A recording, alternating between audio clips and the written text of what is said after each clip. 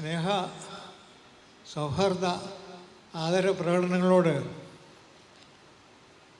എന്ത് നന്ദിയാണ് ഞാൻ പറയേണ്ടത്, എന്ത് മറുപടിയാണ് ഞാൻ പറയേണ്ടത് എന്ന് എനിക്ക് വ്യക്തമാകുന്നില്ല. ജന്മഭൂമി ദിനപത്രത്തിൻ്റെ പ്രഭാത പതിപ്പ് ഉദ്ഘാടനം ചെയ്ത് ഇതേ ടൗൺ ഹാളിലായിരുന്നു. ഡോക്ടർ KN രാജ് എന്ന സാമ്പത്തിക ശാസ്ത്രജ്ഞൻ ആണ് ഉദ്ഘാടനം ചെയ്തത്. അദ്ദേഹമായിരുന്നു അതിൻ്റെ ആദ്യത്തെ പ്രതി ഏറ്റുവാങ്ങിയ ആൾ. അന്നത്തെ പത്രാധിപർ നമ്മളിൽ പലർക്കും സുപരിചിതനായ പ്രൊഫസർ MP മന്മഥനായിരുന്നു. അന്ന് ഇവിടെ മുഖ്യ പ്രാസംഗികന്മാരുടെ കൂട്ടത്തിൽ പരമേശ്വർജി ഉണ്ടായിരുന്നു. ഏതാണ്ട് 4 ദിവസം കഴിഞ്ഞപ്പോൾ KN രാജിൻ്റെ രൂക്ഷമായ ഒരു കത്ത് മന്മഥൻ സാറിന് വന്നു. മന്മഥൻ സാറ് ക്ഷണിച്ചതുകൊണ്ടാണ് അദ്ദേഹം വന്നതെന്നും, പക്ഷേ ഈ യോഗത്തിൻ്റെയും അവിടെ നടത്തിയിട്ടുള്ള ചടങ്ങുകളുടെയും എല്ലാം ലക്ഷണം കൊണ്ട് ഇത് ഒരു തനി വർഗീയവാദിയായ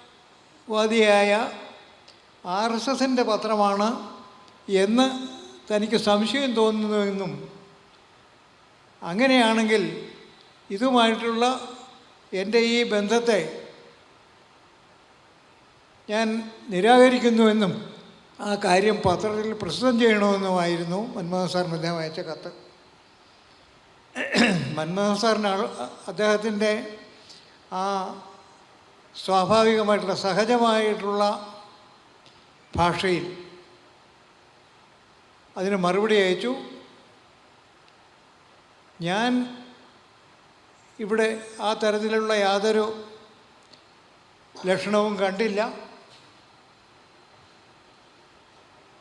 അതുകൊണ്ട് അങ്ങയുടെ ഈ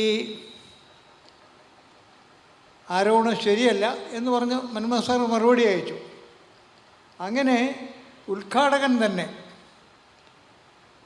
നിശ്ചിതമായി വിമർശിച്ച ഒരു പാരമ്പര്യം ജന്മഭൂമിക്കുണ്ട് എന്നുകൂടി ഞാൻ ഈ അവസരത്തിൽ പറയുന്നു.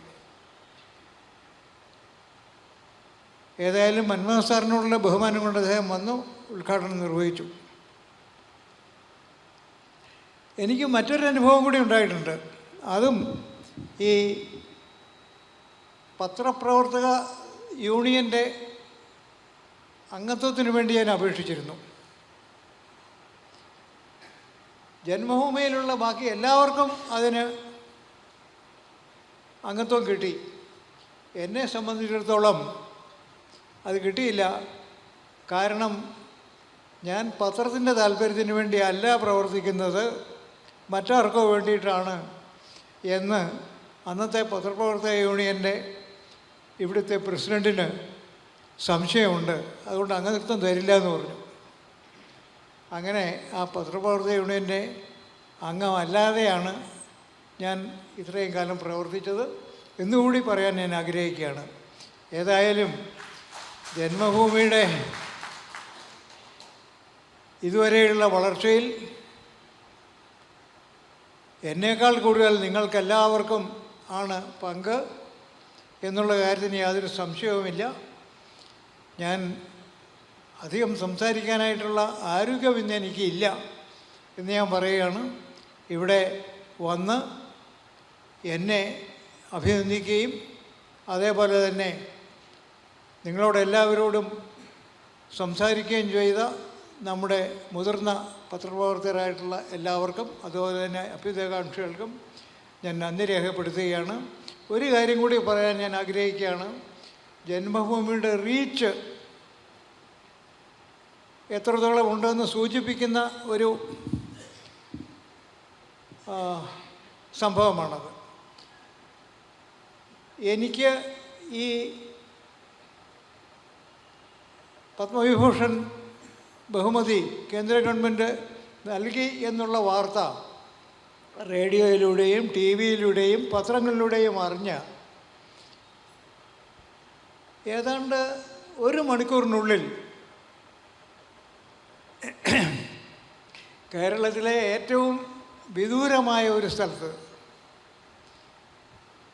കുറ്റ്യാടി എന്നാണ് ആ സ്ഥലത്തിൻ്റെ പേര്, ആ സ്ഥലത്തിനടുത്ത് ഏതാണ്ട് 4 മൈൽ ദൂരം നടന്നാൽ മാത്രം ചെന്നെത്തുന്ന കായക്കൊടി എന്നൊരു ഗ്രാമമുണ്ട്. ഞാൻ അവിടെ പ്രചാരകനായിരുന്നു.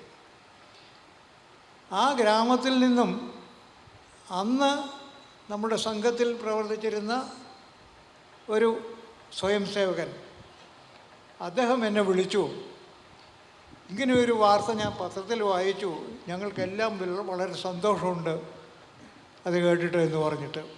അപ്പോൾ നമ്മുടെ പ്രവർത്തനങ്ങൾ ഒന്നും തന്നെ ഫലം തരാതെ ഇരിക്കുന്നില്ല എന്നുള്ളതിൻ്റെ ഒരു ലക്ഷണം കൂടിയായിട്ട് അത് തോന്നി. അദ്ദേഹത്തെ വിളിച്ച് ഞാൻ വളരെയധികം നന്ദി പറയുകയും ചെയ്തു. അങ്ങനെ ഈ ഒരു ബഹുമതിക്കുള്ള അർഹത എനിക്കുണ്ടെന്ന് തന്നെയാണ് ഞാൻ വിശ്വസിക്കുന്നത്. ഇത്രയൊക്കെ കേട്ടതുകൊണ്ട് ഞാൻ കൂടുതലായിട്ടൊന്നും പറയുന്നില്ല. തീർച്ചയായിട്ടും എറണാകുളത്ത് ജന്മഭൂമിയുടെ ആദ്യത്തെ കോപ്പി അച്ചടിച്ച് വിതരണം ചെയ്ത ഇതേ സ്ഥലത്ത് തന്നെ ഇങ്ങനെയൊരു അഭിനന്ദനത്തിന് പങ്കെടുക്കാനായിട്ട് എനിക്ക് സാധിച്ചതിൽ വളരെ സന്തോഷമുണ്ട്. നിങ്ങൾക്കെല്ലാവർക്കും അങ്ങേയറ്റത്തെ നന്ദി. നിങ്ങൾക്കെല്ലാവർക്കും എൻ്റെ ഹൃദയംഗമമായ ആശംസകൾ കൂടി നേർന്നുകൊണ്ട് ഞാൻ അവസാനിപ്പിക്കുന്നു. നമസ്കാരം.